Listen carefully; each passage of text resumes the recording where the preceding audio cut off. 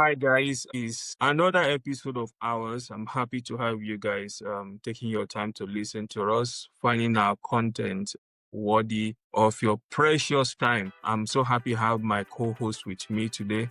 You want to say hi? Yes, I want to say hi to all our viewers outside there. I want to say welcome back to Lens Out, right? And what a better day to reach out to you guys again. I know you are, waiting for us to give you the snippet of today, but hold on there. My presenter is going to give it to you. Over to you. Yeah, I like that title, presenter. The topic today is actually going to be millennial kids and Gen Z kids who got a better parent, who actually had a better parent between millennial and Gen Z.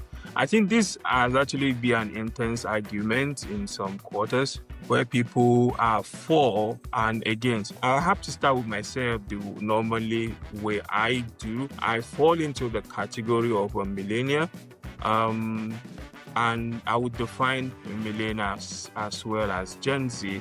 Millennials are basically also called Gen Y. They are in their 30 or mid 40, and also Gen Z are in their 15 to 28, 29, 30, depending on whoever is defining Gen Z.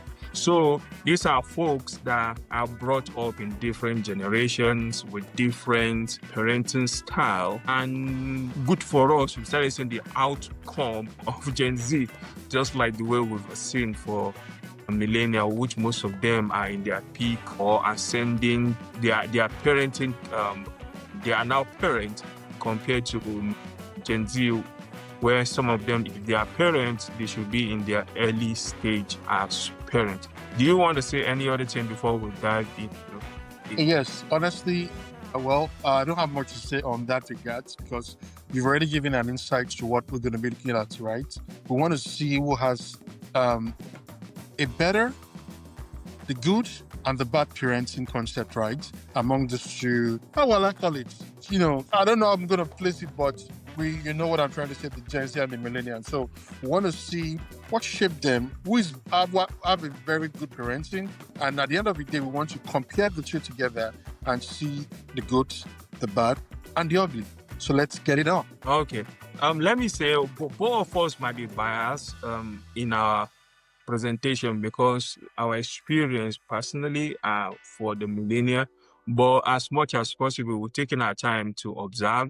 And some of us are now in the stage where we have kids who are Gen Z too. So we are comparing, typically when parents want to talk, say, you're lucky.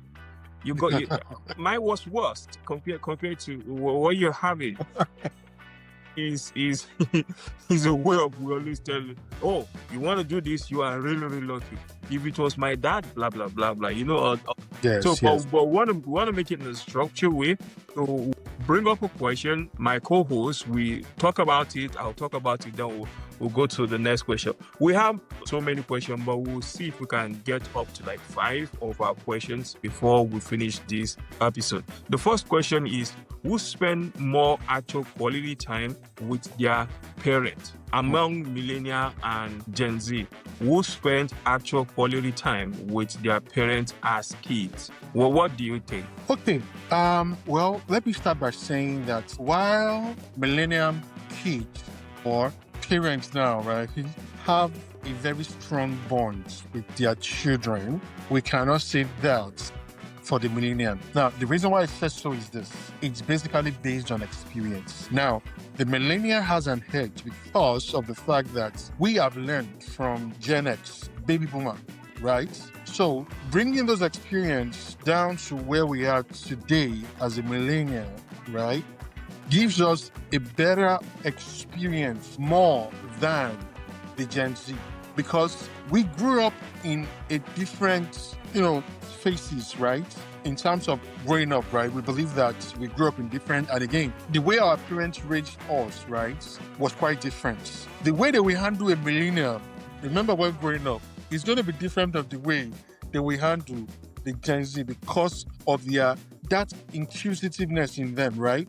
And again, their emotions, how they were taught. So that's one of the things I want us to put into context. But in terms of experience, in terms of raising a family, the millennial has it. that is based on experience. So I will leave it like that. Okay, who has a better quality time as parents? Who has a better quality time with their parents? I also agree with you that is the millennial compared to the Gen Z, but I'll look at it from a different point of view. Most millennial parents, I say this with a pinch of salt, that you can say that you hardly see, or maybe it's a 50-50 argument that you have both parents actively working um in and they are barely available. I'm speaking from the content of most of us grew up in Africa. You will see the dad working, the mom doing her own business and having more time with the family and the kids. You will see or vice versa, the mom busy working and the dad running his own business and having time. So that means that the millennial had more time, more quality time with their parents. When they get back from school, mostly they go outdoor to play until it's dark. I remember then we play all around the street as if so we had quality time and we with our parents. Now the Gen Z on the other hand, they in this case, when the millennial now turn to parents, because of some lack or because of exposure to education that they have, most of the parents now are working. So they spend more time with babysitter, spend more time with phone. So when Gen Z are playing outside and come back home when the sun gets down, millennial are when millennial are outside playing until the sun gets down, Gen Z are on their phone until the battery runs down. So you can see the difference. You can see the difference between those generations. To further confirm what you have said, millennial definitely had more quality time as kids with their parents compared to Gen Z that is exposed to babysitter, exposed to their phone. So they are more or less being parented by TikTok and YouTube. Yeah, that's it. Number one. I'm sorry if I'm hitting any of the Gen Z. It's not intentional. It's just my own perspective. Number two, who got I love you more and who actually believe it? Who typically hear I love you more, and who believe it? Is it the millennial that believe that, whenever they say I love you, or is it the Gen Z? So, well, why millennium, right, often have a strong bond with their parents based on things we've said, right? You know, they are very, very in tune with their feelings, meaning that you will hear a millennium telling their parent, I love you, mom, I love you, dad. But sincerely speaking, they will never kind of like show it, just like that. They will say, but compared to Gen Z normally don't show respect. They don't show respect. They will think twice. Is it normal? Why did I say I love you? Why am I saying I love you? But, a millennium will always show that respect, show some respect, show some closeness. They're always strong. They have little vulnerability, right? Based on the fact that, they were raised with tough love. Like, your mom and your dad will use their left hand to smack you and use their other hand to draw you back. I love you. And, with that, the bond keeps coming like that, right? So for me, honestly, millennials are more tuned with saying I love you more. Their emotions intact. Wait, Ben, the question is millennial or Gen Z? Which one of them do hear from their parents that their parents always tell them I love you? Oh, okay, the other way around. Yes. No, it's the Gen Z. It's the Gen Z. If that's the case, it's the Gen Z. It's the Gen Z. It's the Gen Z that always have that kind of, because it's sincerely speaking, the way they will handle a millennium then is quite different than the way that we handle the, Gen Z. So, and if you as a millennial go and deal with any of the Gen Z, there is going to be one in that house. So the aspect of parents showing love is always to the Gen Z because last born, or maybe those set of people, they cherish them and they love them. And again, I can't blame them because we were born from different, we were born at different decades or whatever component being used in that area. And like I said, the way they will handle us will be different from the way they handle Gen Z, because their generation, they are different breed, and you just have to show them love always. So Okay. parents shows love more to Gen Z compared to millennial. Yeah, I agree with you that parents of Gen Z often say "I love you" more compared to parents of millennial, and the reasons are obvious. In most cases, is kids who are Gen Z that now have kids who are millennial that now have kids that are Gen Z, because they feel their parents who are baby boomers did not always say "I love you." They show love in different Tough ways, but love. that yeah, Tough love. yeah, but saying that word "I love you" is a hard word. I know some kids who are millennial do hear that. In my own case, I don't think I've ever had my dad look straight to my eyes and say "I love you, son." But he did say the word. But I believe in different action. We believe the fact that he is supportive, available, responsible, showing example, being there Provider. for us, being a role model to. They are all Provided. a provider, a protector. Those are ways whereby they show "I love you." So millennial actually did not hear the word but feel the action of "I love you." Whereas Gen Z, even if you take 2 scoop or spoon, your mom will say "I love you," take more. If you drink water, "I love you." So they hear the word "I love you" often and often. I think it has watered down the meaning or the weight of "I love you," because, and if they don't hear "I love you," they might freak out. So it's really not helpful in making them emotionally balanced. I'm sorry to use that word. Millennials are known to have been tough dog, because we play on the street. You hurt yourself when you come. I remember the day after school that I went to. I don't know, maybe it happened to you. When you are in a class, you always want to know who are the controller of that class. And bullies, it is not admissible and it's not advisable, but it's one of the things that you come across. So if you want to show, if you challenge someone, because the school premises does not allow that, you will say, "Okay, let's meet after school." So what we used to do then is that if you want to meet after school, we have boys and even some girls are that tough who will go to, when we're trekking back to home, we have a place that will gather, we'll put those 2 people who have been bragging in a circle. Let's see who's gonna give up, like a cage fight, like a UFC, just like a UFC. And it will be, you see people witnessing it. I remember one that happened to me. There's a girl, she's a new student that joined our class. People want to go and intimidate that girl. And one of my friends, who happened to be like the major guy that everybody feel, if this guy talks to you, he's a bully of the class. Let me use that word. So he challenged this girl, wanting her to be submissive, like if those are permissive words. So the girl, obviously, she came from another part of the country and she's been through this. So she took up the challenge, and we're like, "Hey, this guy's gonna deal with this girl today." Man, when they start fighting, before you know it, he slammed it down once, slammed him down two, slammed the guy down like 2 times. The guy did not come to school the second day. The third day that he finally came to school, his name did not appear in noisemaker list. He was so quiet and gentle. And this, you cannot hide it because we have witness. It's a fight that happened in the circle.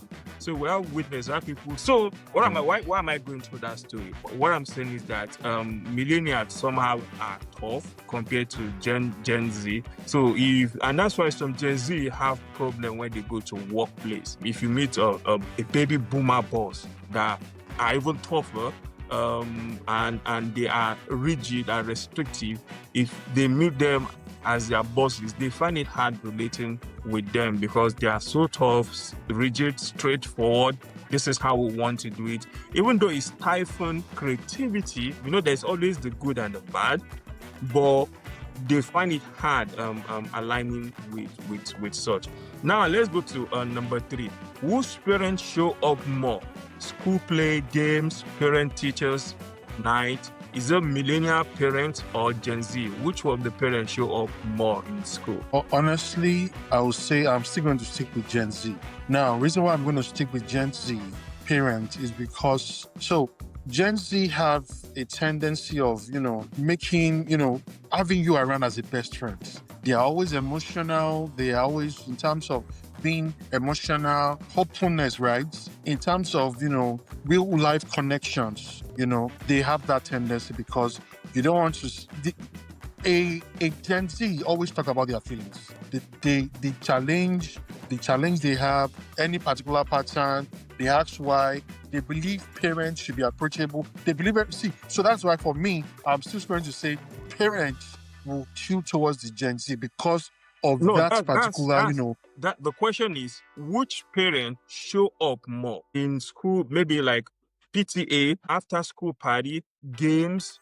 Which of the parents, is it Gen Z parents that show up more or millennial parents? It's going to be millennial. Gen Z that they are playing TikTok, they are playing this thing. But again, I will not. Why? Okay, let's look at it this way again. Why I will not really tilt towards. Again, it depends on the upbringing. Depends on the way. I can't tilt towards maybe millennial or Gen Z because this is parenting here, right? There are some things that calls for actions, and that things, if it needs to be done, must be done logically, right? So for me, I will say both. I won't say it's millennium or Gen Z, but I'm going to say both. Honestly, they must always turn up for the kids. So okay. I will leave it like that. Yeah. I think I agree that it's a 50-50 for this one. Who show up more depends on parents, because if you have a parent where both are working, then they will hardly show up. If you have parents where one of them is working, then they will show up. But that being said, you have millennial, their parents are rigid, and only one of them mostly work. So after school, game time, they show up. PTA, they show up more. Millennial, some of their parents, Gen Z, some of their parents do gigs. So they also have free time. They can also show up depending on the kind of work that they are doing. So I think this one really is a 50-50. It's a 50-50, exactly. It's a 50-50 work. So the next one, who got real discipline versus who got gentle parenting and participation trophy? Who got rediscipline? Is it the millennial that got rediscipline? For the rediscipline, we should not just bother ourselves. It's the millennial. We shouldn't, dilly-dally about that. It's the millennial. Right? Yeah. Then the other one is the millennial, because you can't just take because we grew up in a structure where we were brought up with tough love. You just have to build your emotion and be strong because of what the future holds, right? Because and again, the millennium are the jet age. Millennium are always in QCC. They want to know why. Why are you doing this? Why am I doing that? Gen Z. For me, that's Gen Z. Yeah, sorry, that's Gen Z. But millennium, that one applies to them, right? And the other question that you asked, which is, can you remind me again? The second one. Who got who got real discipline? Is it Gen Z or millennial?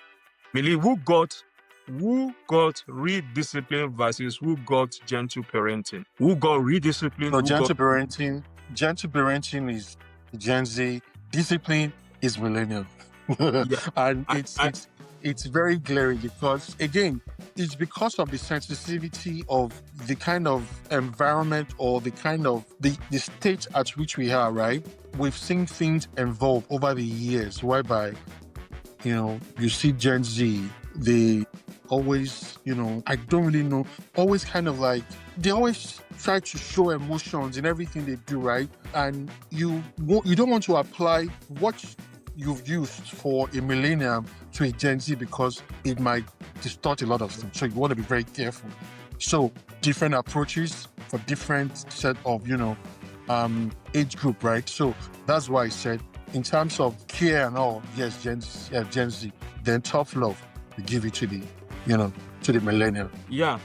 I agree with you. Gentle parenting is definitely Gen Z. Tough love or discipline goes for millennial. And it's Millennium. over.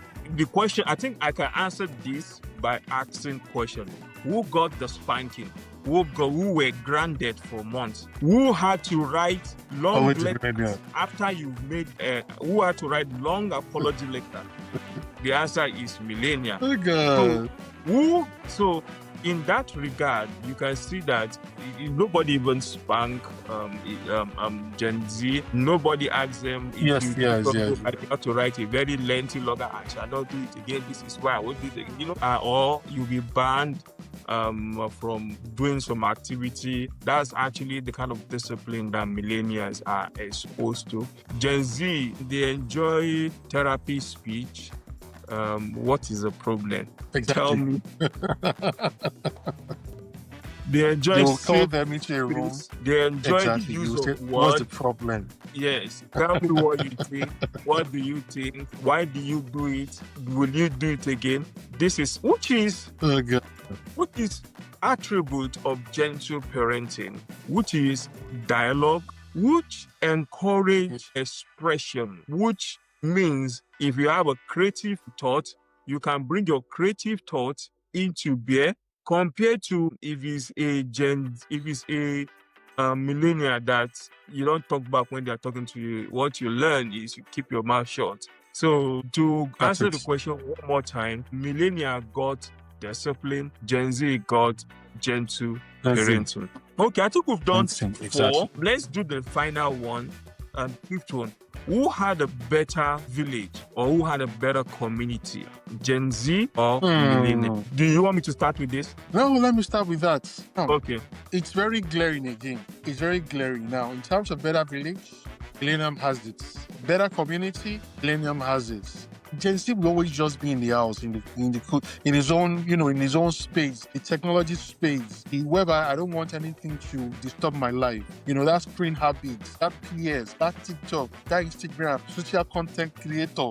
It is them that we started hearing content creator. We started hearing this creator. We started hearing that and this. So honestly, Millennium is kind of like, it grows with community. And that's one of the reasons why it's very easy for most millennials, right? Relate wherever you find yourself, right? You relate without, you connect easily. You speak to people because you were not only by, your parents, by your friends, your community, because they allow us to go out, share a lot of things with people all around our environment. We go outside, we connect easily.